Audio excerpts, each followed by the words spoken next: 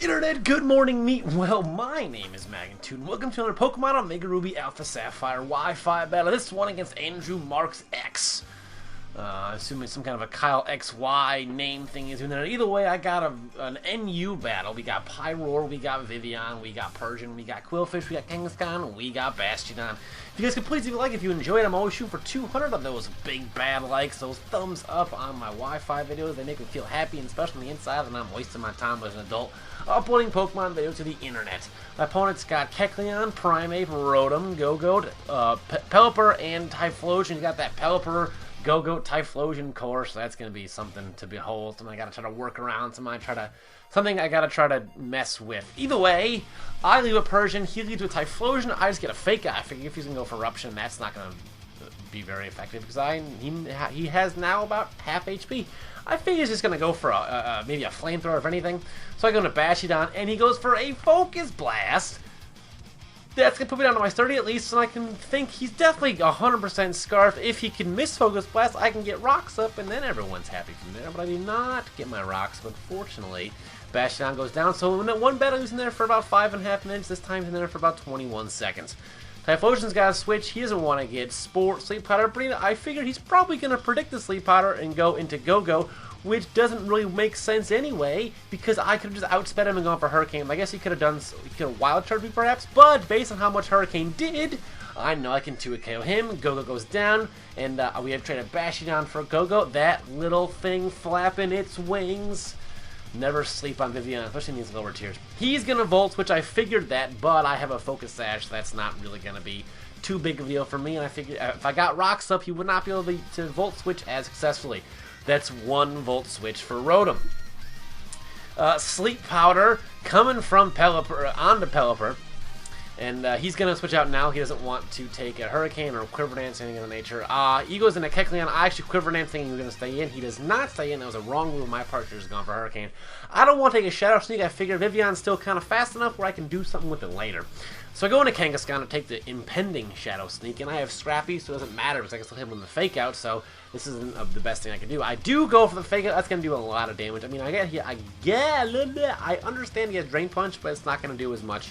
And I thought maybe I can take him out with a Sucker Punch because he became Ghost type. I cannot take him out with a Sucker Punch because he became Ghost type. He's going to Drain Punch and get about 50% of that HP back. So, but he's still under half, which is nice. I figured he's going to switch. He's not going to want to take another Sucker Punch. I actually go for an Earthquake, but he opts to go into Pelipper, and that's not, it's not going to work for me. So I switch, go into Vivian. I can maybe get a Hurricane off on something, and hopefully, Vivian can start notching some more kills. So I just go for Hurricane now. And while Pelipper's asleep, it's going to be more than half. He's going to stay asleep, and Vivian's going to be able to take out another Pokemon on this team. So Vivian, don't sleep on these Quiver Dancers in the lower tiers. They're fast. They got Hurricane, Comp on Osdrade.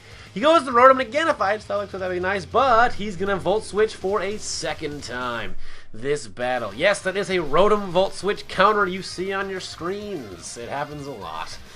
Goes into Kecleon. And I go into Kangaskhan. He can't priority me. I can go for a Fake Out, which is glorious. Now here I thought for a long time, is he going to stay in? Should I go for a Sucker Punch? He ends up going into Primeape. I do go to Sucker Punch. That doesn't work out. I switch out. I figure, he might just U-turn or Close Combat. Either way, I have Quillfish, which can intimidate him. And it's obviously, if he goes for a Close Combat, that's going to be awesome. But U-turn is going to kind of neutralize. U-turn neutralizes me, and Close Combat will neutralize him. So he goes into Rotom, and once again, I know it's coming, but I got nothing for it because Bastiodon is dead. So I opt to go into Kangaskhan. I'm going to sacrifice Kangaskhan, and that is going to be Rotom's third Volt Switch of the game. He is just getting in and out of there quicker than Kanye West on a sex tape. Was it him who had sex with Kim Kardashian on the sex tape? I think so. I'm hoping I'm getting my celebrity sex tape references right, though I'm not going to lie, I haven't really boned up much on those. So he does go for Sucker Punch, and I go for a Hyper Voice.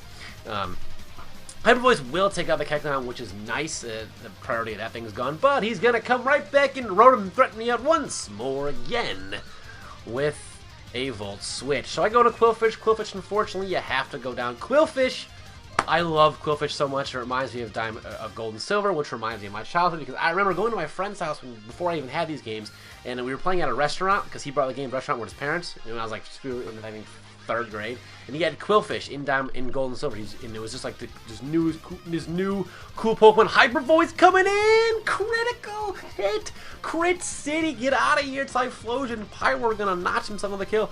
How about Rotom? Is he gonna go for one more Volt Switch? You darn tootin', he's gonna go for another Volt Switch. That is gonna be his 5th one of the game. It's so many.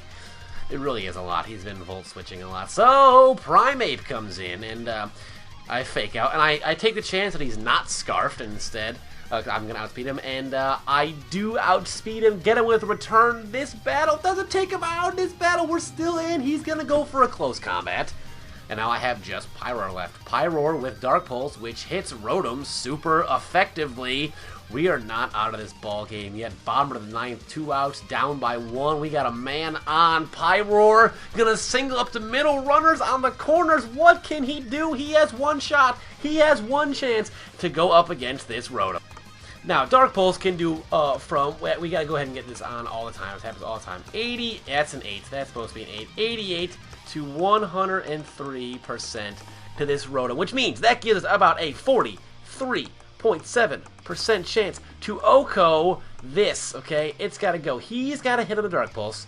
Arrow's going this way. We have a 43% chance, which is just under a half. It's just under a coin flip. Rotom could live at about this much. He's not going to live at a lot if he lives, so we got to hope that Pyroar is going to be able to, he's going to be able to take hold of his fiery roots, get really mad, become Super Saiyan.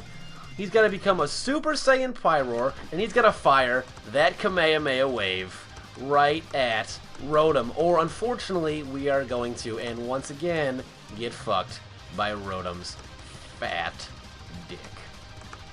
So we gotta hope to God, hope we get it. Dude! No! We almost did it! He lived at like 3 HP and it crits me at the end, and that's how we go down. Hopefully you guys enjoyed that. Rate, comment, sub. I'll be seeing you guys at Question of the Day. Peace.